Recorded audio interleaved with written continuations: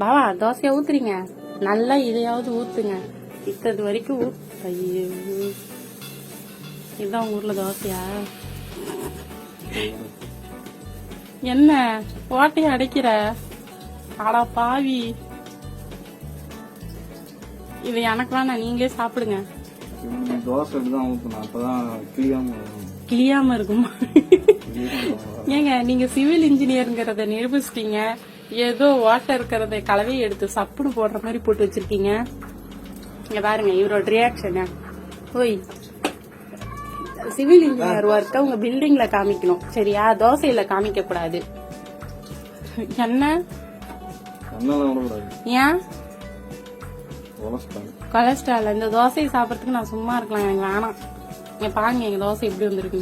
என் தோசைல இவருக்கு நல்லா இருக்கு.